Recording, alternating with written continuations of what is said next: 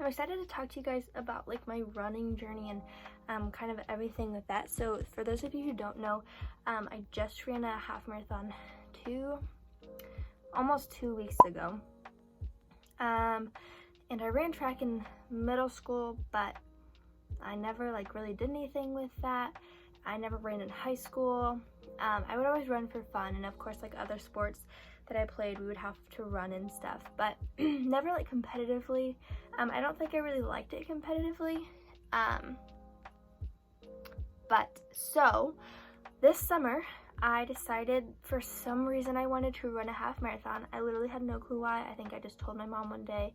I was like, I want to run a half marathon. She goes, okay, cool. Like I know a guy who ran Boston Marathon. He ran lots of marathons and is like a coach and stuff. And so I was like, okay, cool, let's do it. So there really wasn't much thought about it. I just kind of went into it. And I ran a couple 5Ks before my, so I ran 2 5Ks before my half marathon and just trained for, so I started in June or July and it's now November. I ran at the beginning of November, my half marathon. So if that gives you an idea of like how long I trained and stuff, I trained pretty much every single day, and we'll kind of talk about that later with my training schedule and stuff.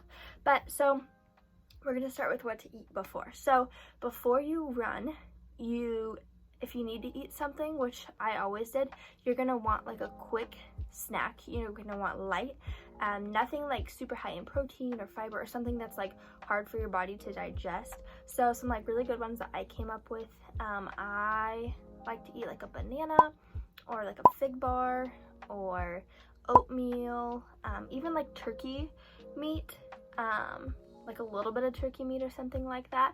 And I would eat that probably like 15 to 20 minutes before you run. But don't eat a heavy meal. If you eat a heavy meal, wait like an hour or so, just because you don't want your body's not going to digest while you're running, because your body's focused on running and not digesting. So that's kind of what I eat before. I also sometimes like have yogurt and granola, something like that. So how to prepare. I have my notes here, so if you see me looking down there, that's probably what I'm looking at. So how to prepare. So I like quickly discovered once I started running that like I had pains in like my knee, and I had blisters on my feet, and you know, just different stuff like that comes along with running. And so I had to get like a brace for my tendonitis in my knee. Eventually I had to get a brace for my ankle because it started hurting, or I injured it, and so I had to get a brace for that. Band-aids. So I have my little bag here. This is my running bag. Of course it's Arbonne, duh. But so the band-aids that I used, these were super good. The Hydro Seal all-purpose band-aid. I don't know, I just really liked it. It was good at protecting, and then I could also put it on after the fact that I got blisters and stuff. And then I also liked, so these are the Skin Flex band-aids. They're very thin, which is good because it stays on very well. It like kind of flexes to your skin, so on the picture you can kind of see that.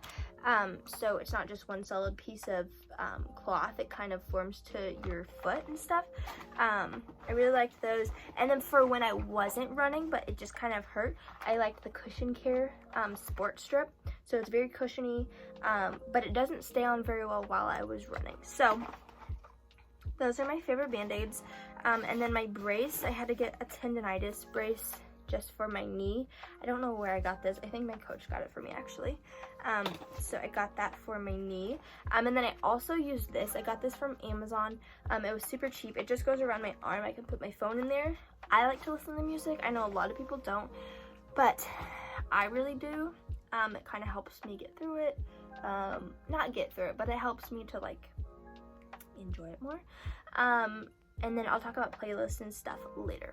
So, and then outfits. So I don't like running in shorts because I feel like my shorts ride up and then I'm constantly pulling them down. Same thing for spandex probably. That's not my jam. So my favorite go-to outfit was Fabletics leggings. Those are my favorite. And like a tank top. And when it was hot, like a sports bra. So even when it was like a 90 to 100 degrees, I would still wear leggings just because those were the most comfortable for me. yeah, those are my favorite. Fabletics, and then any sort of tank top, or sports bras. Sports bras, I had to get tighter ones, like tighter than like my regular sports bras, just so they like held it and I didn't have to worry about it. So dressing for the cold. Since it is cold season, I absolutely hate running in the cold. But so you're gonna want to dress, what I was told was you're gonna want to dress like, oh, I also forgot. Okay, so KT tape, I got this from Amazon. It's KT Performance. These are almost gone, but so they're little strips like this big, and they prevent blisters. So I would put this on the spots that I would get blisters, and so then it wouldn't rub as much. So dressing for the cold, back to what we were talking about, you're gonna want to dress 20 degrees warmer than what it is. So like if it was 30 degrees, I'd be like, oh my gosh, it's so cold. But you're only gonna want to dress like it's 50 degrees. So 50 degrees is pretty warm because your body warms up about 20 degrees while you're running. So I would actually still wear leggings and a tank top, or leggings and a t-shirt or something, because like while it was cold for the first like 5 minutes, you would slowly warm up. And then I would always wear this guy. So this is just like a sports headband. It's like reversible. I got this a long time ago for cheer. So I think it was from Dick's or something, but yeah. So this is what I used to cover my ears. They have pretty much like, they have a lot of those wherever you go. But that one was tight and stayed on my ears. I hate when my ears get cold because it hurts so bad. So that was like a #1 thing for me that I had to have whenever it was cold. So running accessories. So the only things I kind of thought about for accessories besides like clothing and shoes and everything like that, and we'll talk about shoes later as well.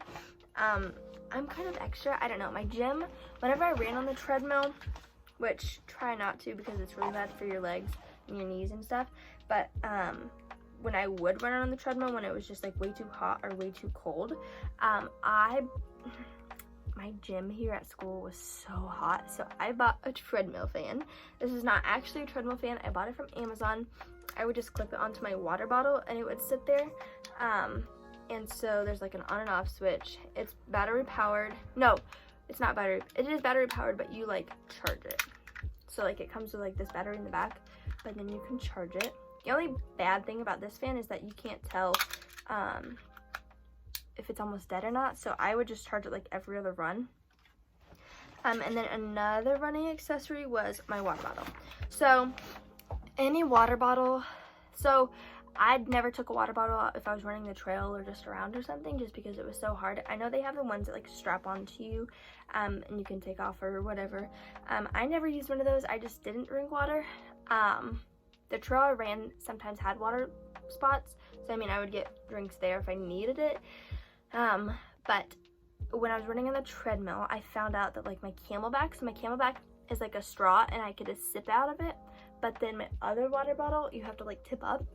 Don't do that. You're gonna have to stop to drink your water, or else you're gonna eat yourself and your teeth. So get a water bottle that you can suck out of if you want that for the treadmill. So picking the right shoes. So I took an online test from like Brooks or something, and it told me like what I needed, but then my coach was like, no, like you need to go to this store. I went to Gary Gribble's, and then they like watched me walk, watched me do this and stuff, and they told me what kind of shoe I needed, and it was completely different from what that little test online told me. So I suggest going into a running store and having them tell you what kind of shoe you need. So I originally started out with these New Balance shoes. I think what I needed was supportive shoes, so I needed a lot of support. So the New Balance shoes that I had, they're like 360 or something. I think that's what they're called, but I really liked them and they were the comfiest one at the store. But when I got home, they made my feet super blistery in like places that they shouldn't really be getting blisters and stuff. And so like my coach was like, no, like that's excessive blistering, like it shouldn't be blistering that much. So these are the ones that I got. They're the Hoka's. They're not super cute. I have big feet, I'm so sorry. They're very like cushiony, so and they're not very, like this is me pushing as hard as I can, but it has the like, I don't know, I loved them.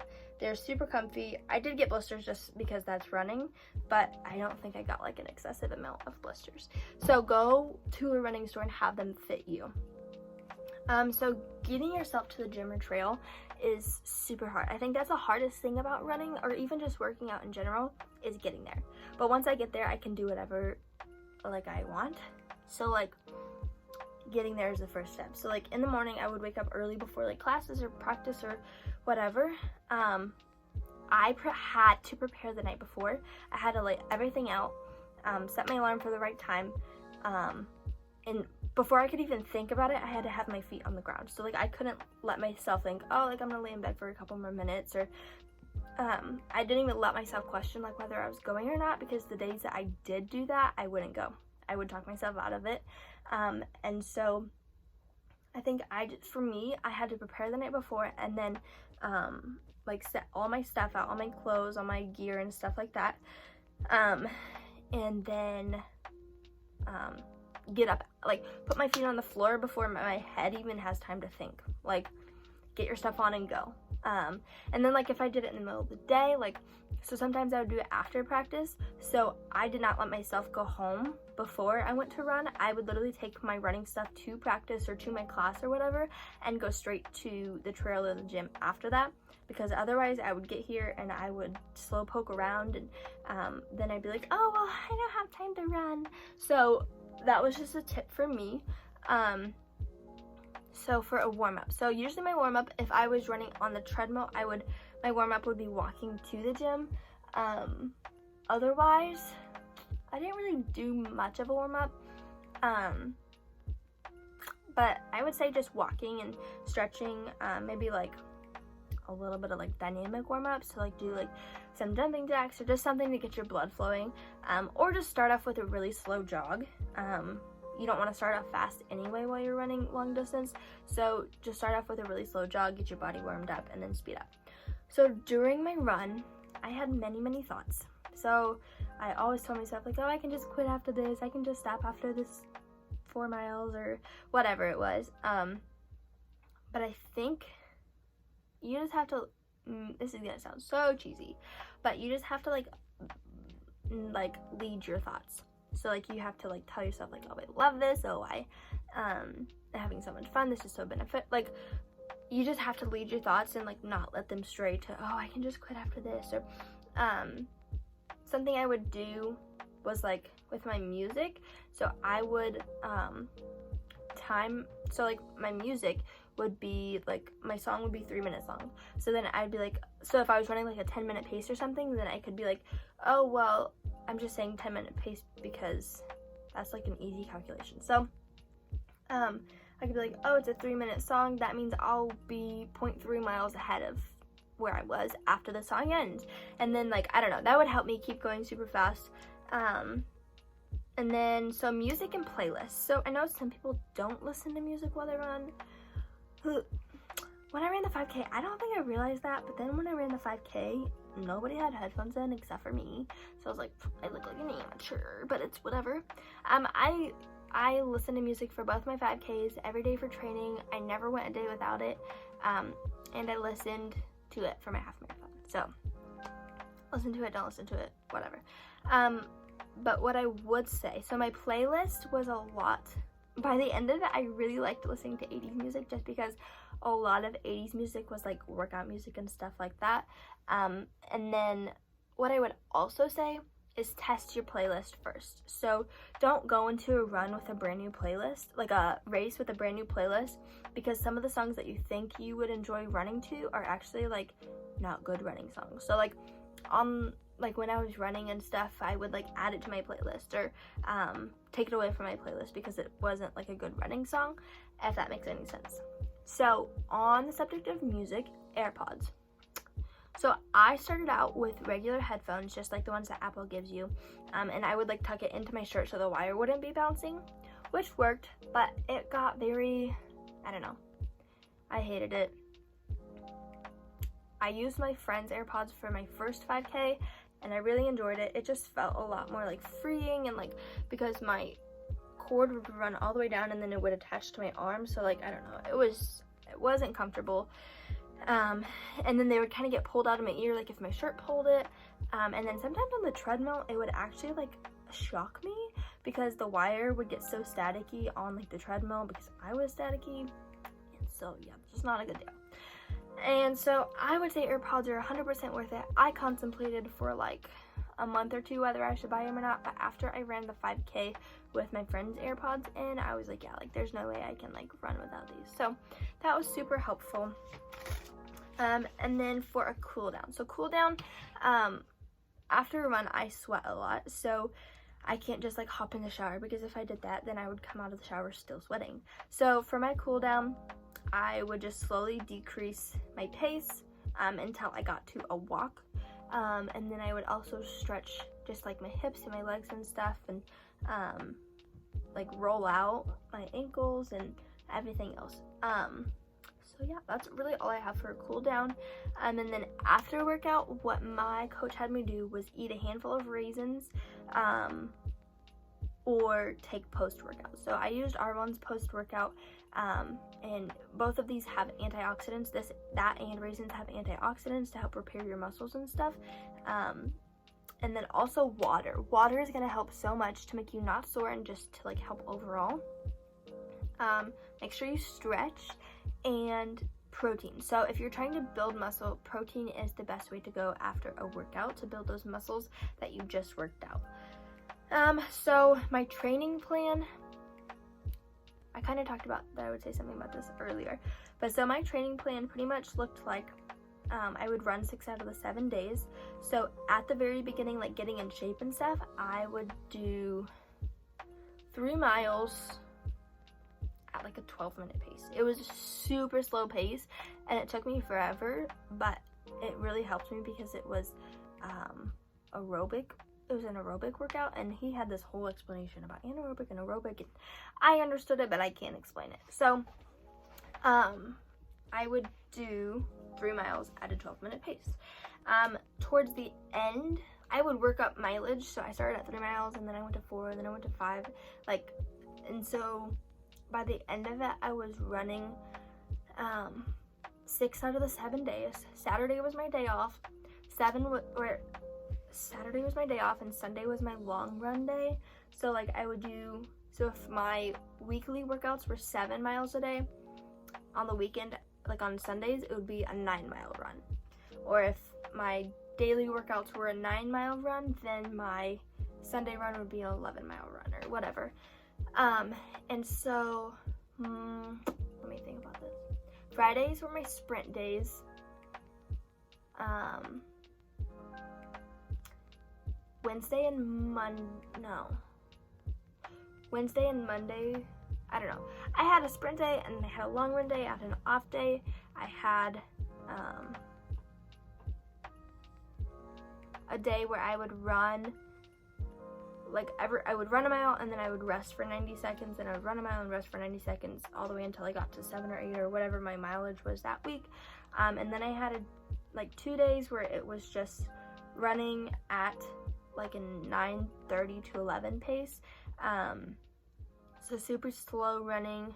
And then I can't remember what the other day was. But no, I guess that covers it. I don't know. But so that kind of is what my training plan looked like. I would get in touch with somebody, that already runs or is super good at running, and just kind of ask them what they do. And this was my training for a half marathon. It's definitely different if you're going to do a 5K or 10K or even a marathon. So those are just some little tips that I found out while I was running, and I thought it would be helpful to share that with you guys. So I hope you enjoyed this. I hope you took something away from it. And I will see you guys in my next video. I hope you guys like and subscribe.